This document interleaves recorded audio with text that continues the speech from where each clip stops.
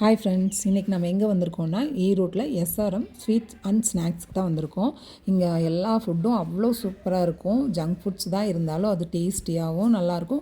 கலர்ஃபுல்லாக ஸ்வீட் எல்லாம் ஒன்று கண்ணை பறிக்கும். அங்கே பாருங்களேன், green and yellow, green and violet எல்லாம் கலர் கலராக. அது என்ன கலர்னு சொல்லவே முடியாது. அது ஸ்வீட்டா பூவா அப்படின்னே தெரியாது.